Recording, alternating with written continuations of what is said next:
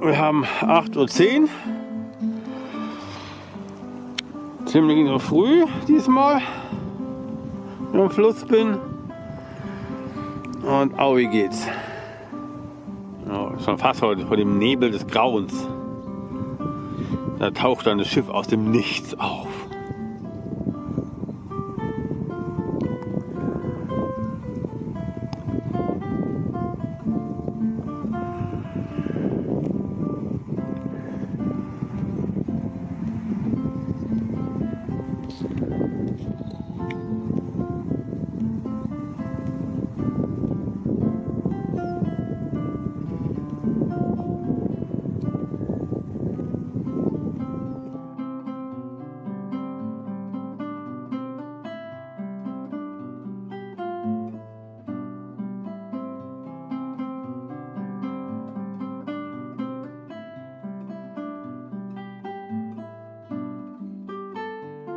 Gar nicht, aber ja, da kann doch, da jetzt kann man es erkennen, da taucht das erste Schiff aus dem Nebel auf, aus der Suppe.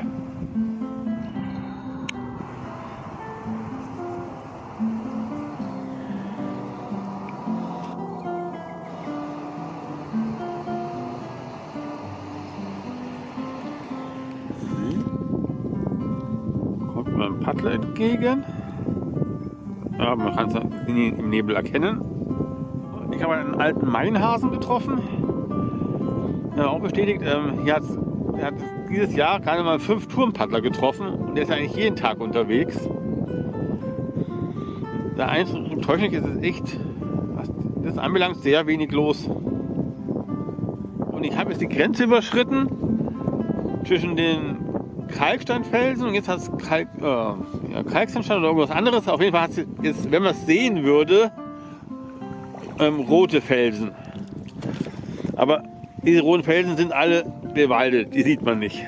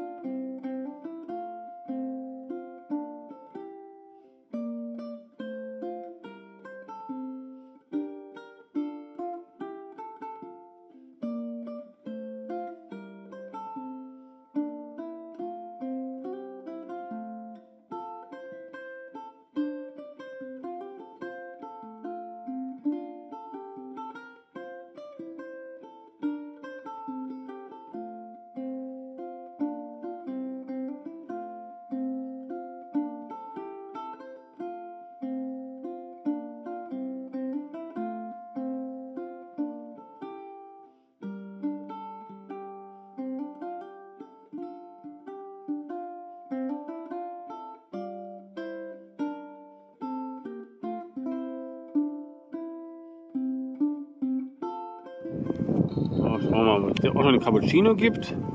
Können wir eine kleine Burgbesichtigung machen. Nicht allzu weit oben, da ist man auch locker in einer halben Stunde oben. Wahrscheinlich nicht am Mal.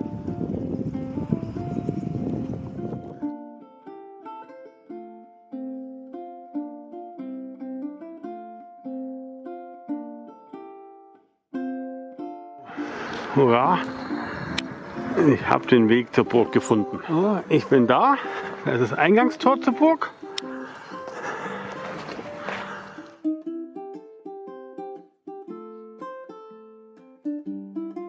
Okay, es handelt sich da nicht um Eingang der Burg, der ist da oben. Diese Gartenanlage schauen wir uns danach an, wenn ich dran denke. Jetzt geht es erstmal zur Burg.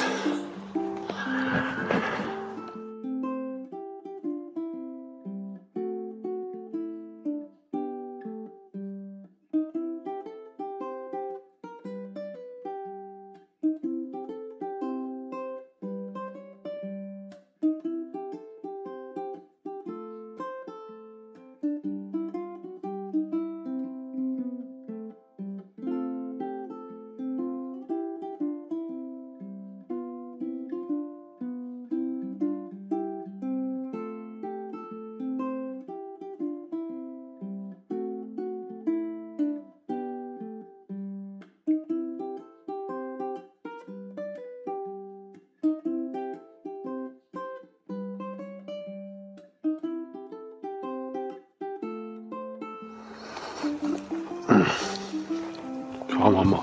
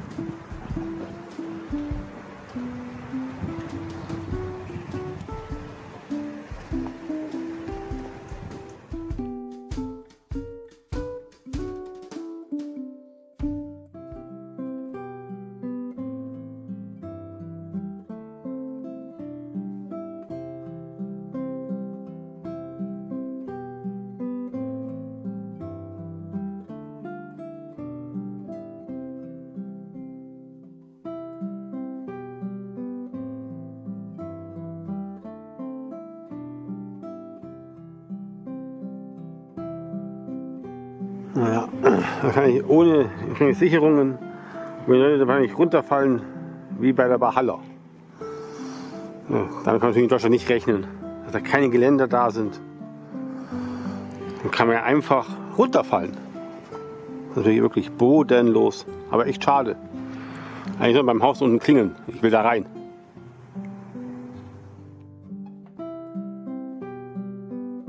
So. Und wer jetzt denkt, er könnte einfach so drüber steigen, hier erwacht. Ein gemeingefährlicher Hund. Vermute ich mal.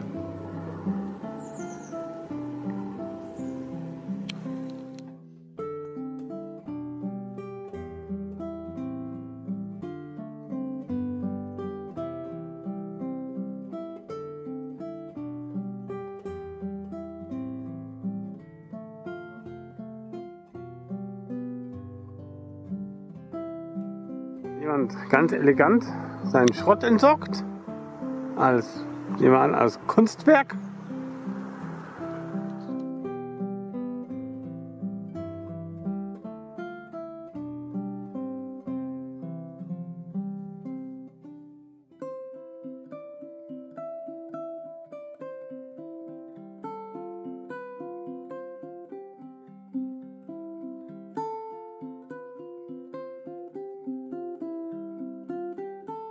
Hier muss man Obacht geben, dass man sich beim Hinsetzen nicht selbst den Kopf einschlägt.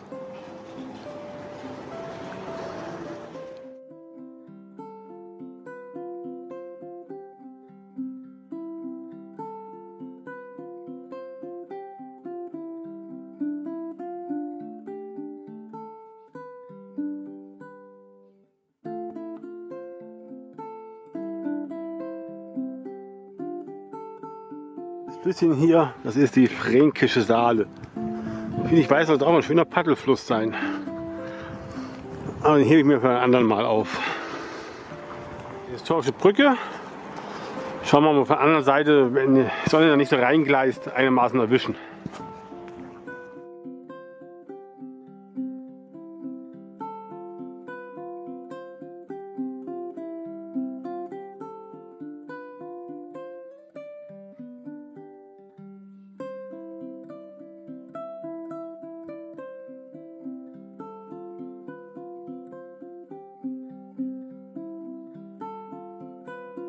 Das ist endlich mal das Richtige für mich.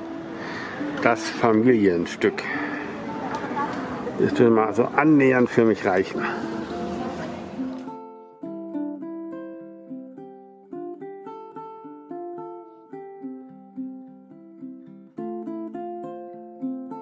So, wieder drin. Schon wieder abgeschlossen und noch bei Edeka eingekauft. Und jetzt habe ich gesehen, dass da ein Wasserfall hat. In das Fränkische Saale. Ich riskiere es und jetzt fahren wir dann in die Saale ein.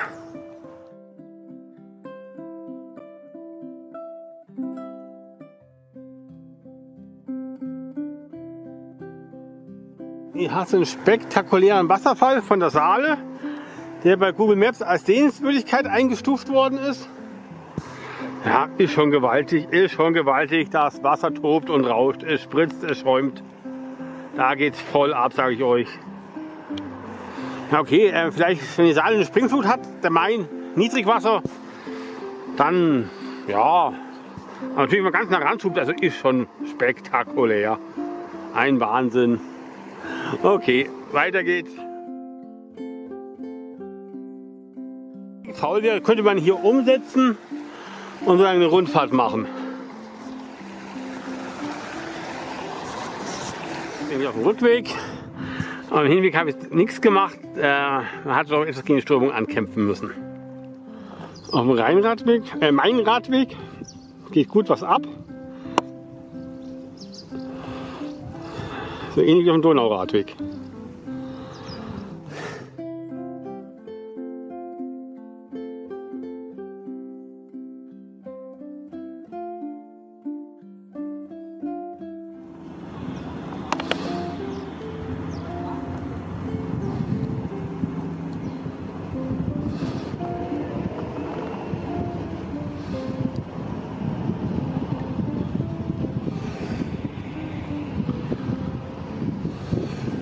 Wieder zurück vom spektakulären Wasserfall. Okay, ich habe nicht viel mehr erwartet. Also wie gesagt, jetzt geht es weiter den Main runter. In dem Schwan wahrscheinlich ein Wettschwimmen. Wer ist schneller? Aber eben hat er ein bisschen gemogelt.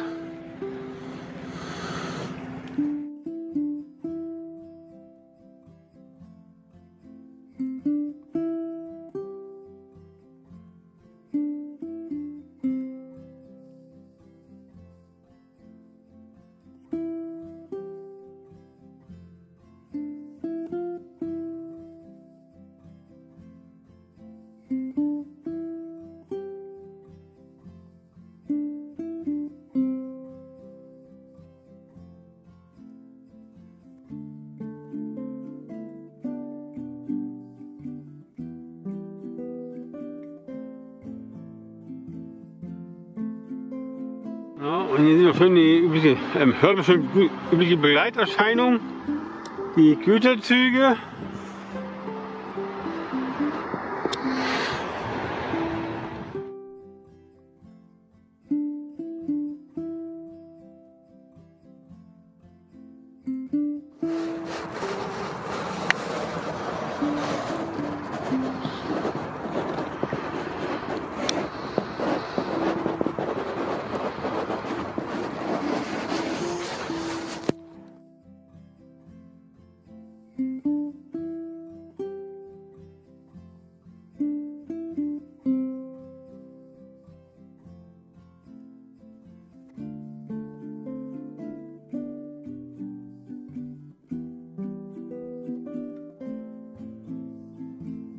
Stück zurück, sehe gerade da oben hätte sich eine Ruine versteckt.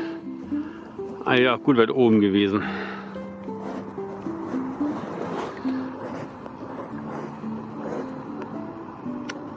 Einfach nur da drüben, der Main.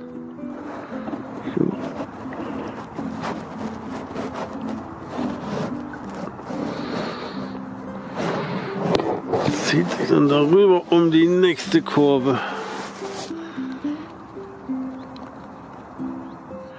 Dann kommt die nächste Schleuse, oder höchste Zeit. Eine Menge ist Wasser zäh geworden wie Bitumen. Hat richtig geklebt, das Wasser. Wie Honig, war richtig. Boah. Eingeschränkter Winterdienst. Heißt das jetzt, hier fährt kein Eisbrecher?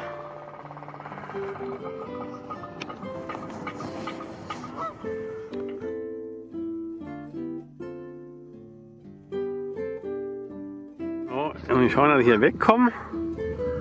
Weil da aus der Schleuse kommt jetzt ein Dicker. So, wir schauen, dass ich. Zack, zack. Da ist die Abzweigung. Na, jetzt finde ich so einen kleinen nicht. Da ist die Abzweigung zur Sportbeschleuse. Wie es da ausgeht, funktioniert sie. Eigentlich schade. Aber ich rufe einfach an, ob sie einen einsamen roten Kajakfahrer, Touren-Kajakfahrer runterschleusen. Aber ich muss jetzt mal dringendst aussteigen.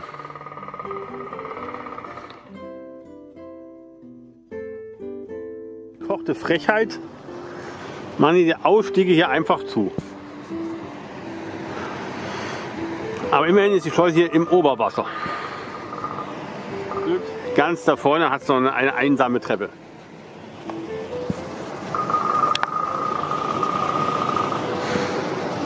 Die wird beinahe zu lang, aber ich komme gerade noch zur Treppe hin. Schock verpasst. Die wollte erstmal nicht. Aber habe ich erstmal eine simulierte Bergfahrt gemacht und dann wieder auf Talfahrt geschaltet und dann ist die Hydraulik doch noch angesprungen. Das war jetzt puff, weil hier das dann so manuell umtragen, das ist dann schon wieder mal dann da runter. Schon gut steil. Aber wäre auch machbar, aber naja. Jeder hier ein bisschen unangenehmer Einstieg. Muss man reinkommen. Das ist knapp.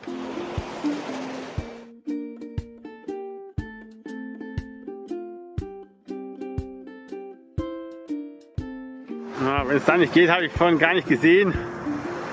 Da geht noch mal eine Treppe runter. Dann kann ich da einsteigen. Wenn ja nicht der Steinhaufen dann am Weg ist, aber schauen wir mal. Ich teile es bis vor, das schaffe ich. Das ist auf jeden Fall einfacher Einstieg als da bei der Treppe. Da schaut mein Cockpit wahrscheinlich arg weit nach hinten raus.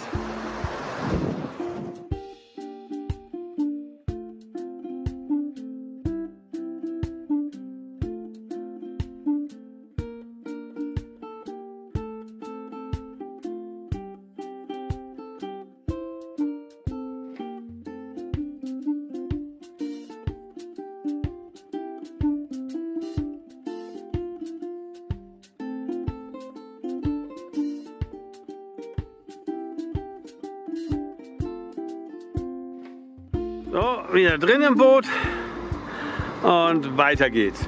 Und wie üblich eine eine Wehrschleuse wird immer repariert.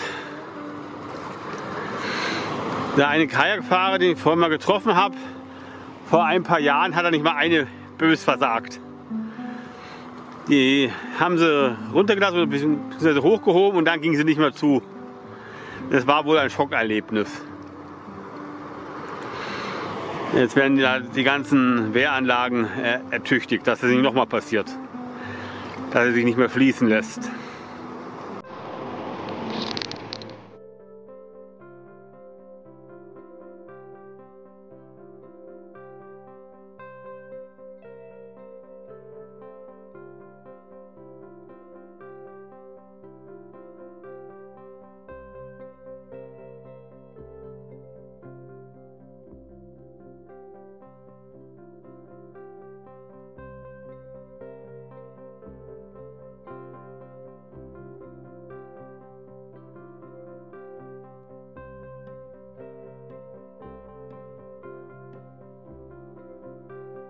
Ja, das Zeiten des leichten Paddels sind einfach vorbei.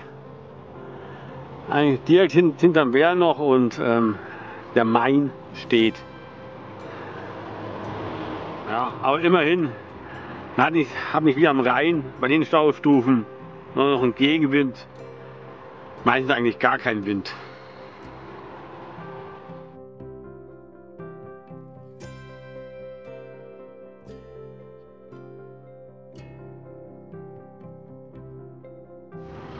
Aber die Schiffe, irgendwie sehe ich denn bei denen nie Leute drauf. Ich glaube, die fahren nur so just for fun momentan. Werbefahrten oder so.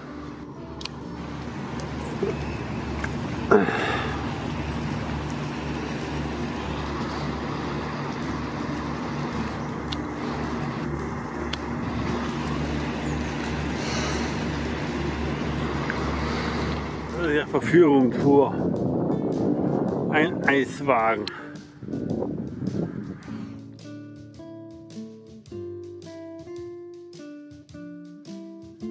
Die erfrischende Eispause ist beendet. Das tat es gut. Und es gab so ein Eis mit Kaffee-Geschmack. Also wieder mal voll gedopt. Ja, den habe ich schon öfters gesehen. Die typischen Motorboot-Poster. Oh, mit schönen Wellen.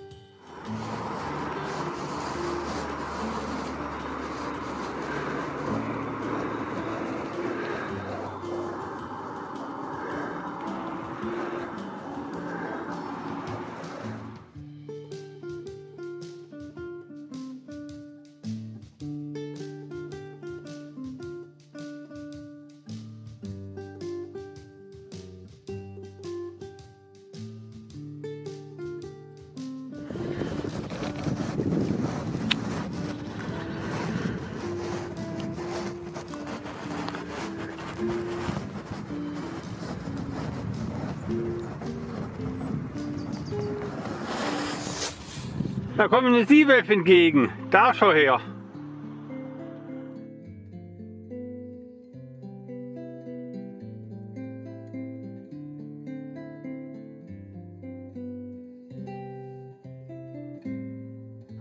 Ja, und wieder mal eine Überholung von hinten. Ich habe gar nicht alle mitgenommen.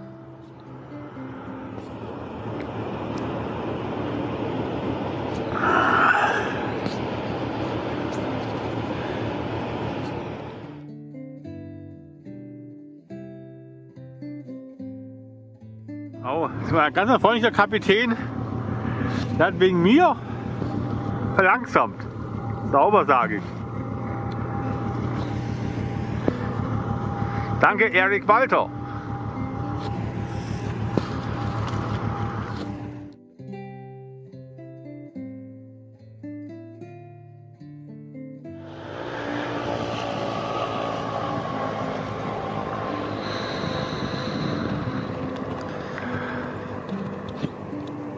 Ups, wurde wie gerufen.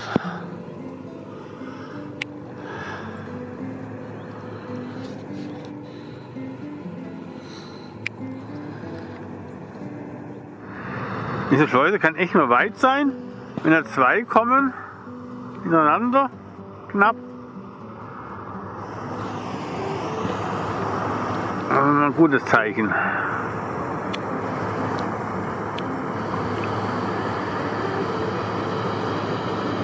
Ja, aber wirklich mal maximal tief im Wasser.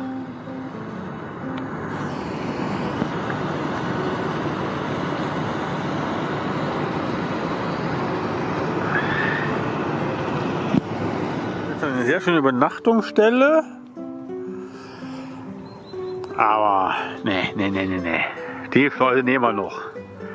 Auch wenn es meistens direkt hinter der Schleuse erstmal nichts hat. Aber die nehmen wir.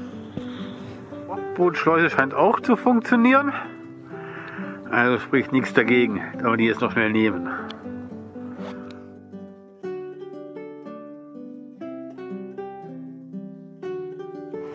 So, ist kaum zu glauben. Die Schleuse steht auch wieder im Oberwasser. Es muss wirklich ganz Verrückte geben, die bergauf paddeln.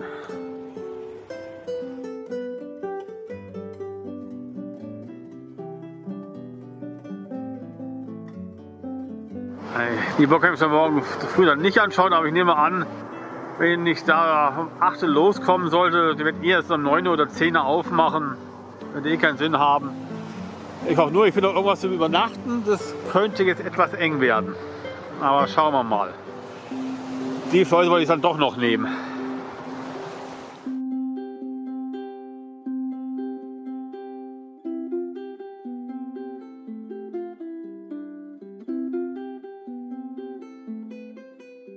So, drin, und jetzt heißt es schnell einen Lagerplatz finden.